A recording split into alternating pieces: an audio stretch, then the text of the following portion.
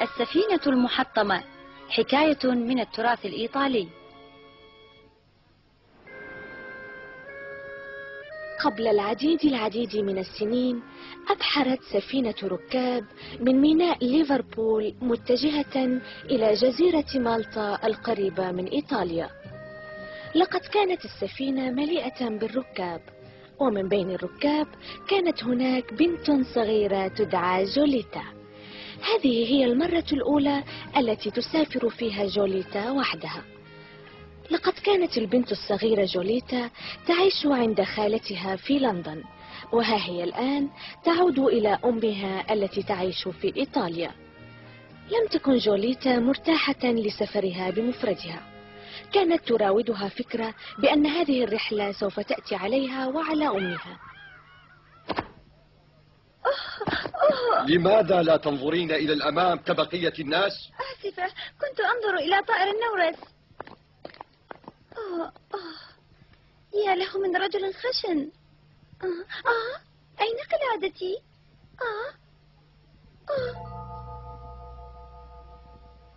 أنت وجدت قلادتي؟ إنها كل ما أملك.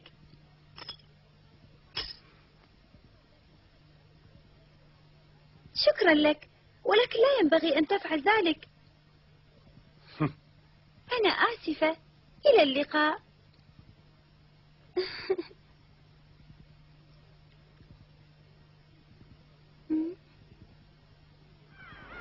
في ذلك اليوم كانت بعض السحب تعلو في السماء، وبالرغم من ذلك أبحرت السفينة وفق الجدول المرسوم لها.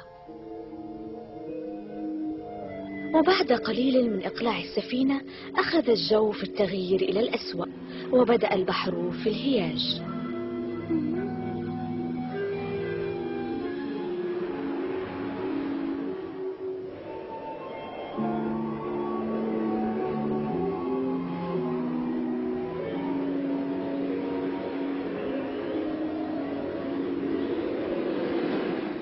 المكان هنا غير آمن. لماذا لا تذهب إلى غرفتك؟ خذي، يمكنك الاحتفاظ بها. شكرا لك. هكذا إذا أنت مثلي تماما. أنت أيضا تسافر لوحدك مثلي أنا جوليتا، وعمري 13 عاما. وأنت؟ أنا ماريو، 12. 12؟ إذا أنا أكبر منك بكثير.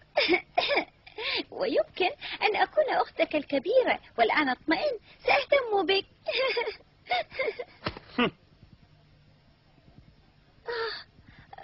لا تنزعج أرجوك.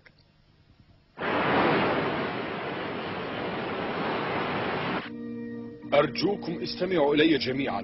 لسوء الحظ لقد ساءت الأحوال الجوية فجأة وأصبح البحر هائجا، ولكن لا داعي للخوف ما دمنا جميعا مؤمنين بالله.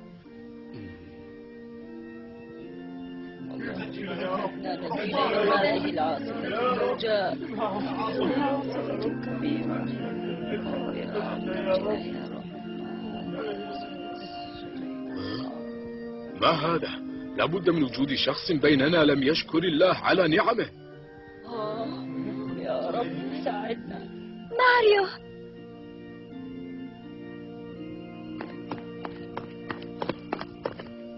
أنت لماذا لم تتوجه إلى الخالق بالشكر على رعايته لنا؟ لقد كنت جائعا، نعم، ولم أطق الانتظار. لا داعي للشكر. دعوني وشأني. لا داعي للشكر إذا كنت جائعا. دعوني. ماريو.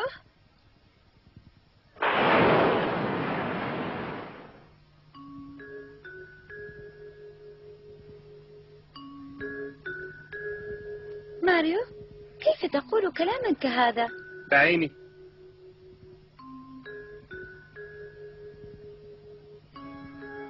ماريو، استمع إلي جيدا. أنا هنا معك وحيدة أيضا، وليس لي أحد، ولكن هناك من ينتظرني، أمي وأخوتي. هل تعلم كم أنا مشتاقة لرؤية أمي؟ وأنت ماذا بشأنك؟ من سيستقبلك هناك؟ أخبرني. الشرطة سوف يستقبلونني هناك. لقد فقدت عائلتي ولم يعد لي أحد في إيطاليا سوى الشرطة. أنا وحيد، وربما سوف يرسلونني إلى بيت الأيتام.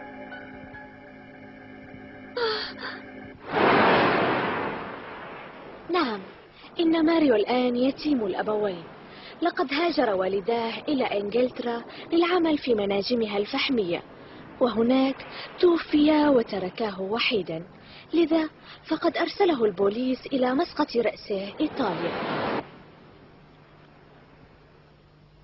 والدي المسكين، ماذا بشأنه؟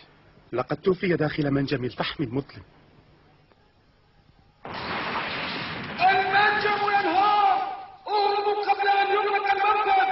اهربوا بسرعه، اهربوا! يا الهي، لقد دفنوا احياء! ماريو، والدك معهم! والدي! والدي! والدي! والدي! والدي! ماريو، كفى! إن والدك تحت الأرض. نعم، لا فائدة من ذلك. لا، سوف ينجو. يا إله، أرجوك أنقذه، أرجوك يا رب، أنقذ والدي، أرجوك. أنت تعلم أنني كنت دائما طيبا مع الآخرين، أساعد المحتاجين. أنت تعلم أيضا بأنني لم أكذب أبدا. يا رب، أرجوك أنقذ والدي، أرجوك. لقد كانت أياما عصيبة، وهكذا بقيت وحيدا لم يرعني أو يعتني بي أحد، لذا لم أعد أشكر أحدا على أي شيء. تفكيرك خاطئ يا ماريو.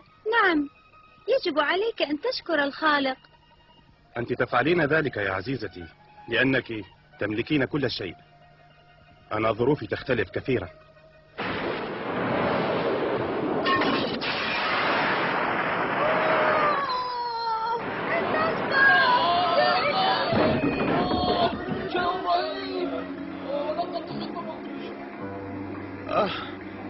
ماريو، يا إلهي. ماريو. جولييتا، هل أنت بخير؟ عزيزتي جولييتا، على صدرك دم. يا إلهي، لا بأس.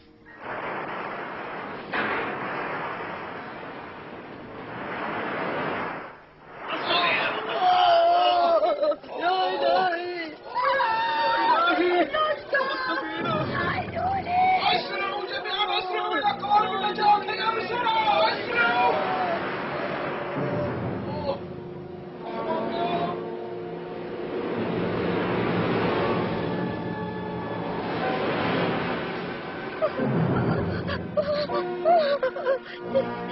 يا إلهي. ماذا؟ هل سأموت؟ لا أريد أن أموت. لا. أمي.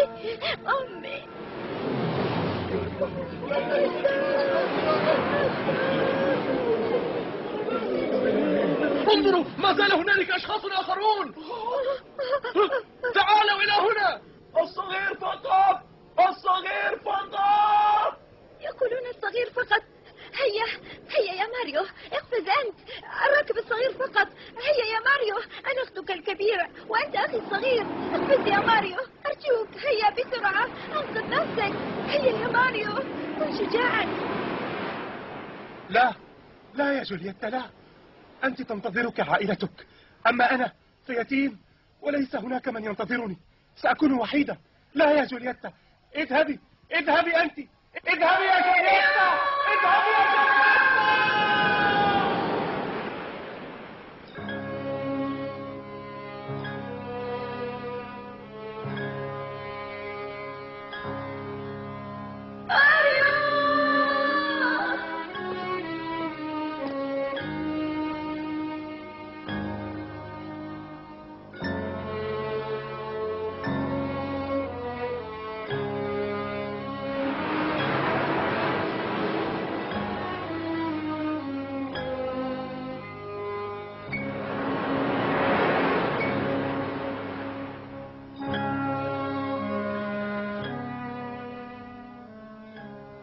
ليس لدي مكان هنا، أما عندك يا أرحم الراحمين.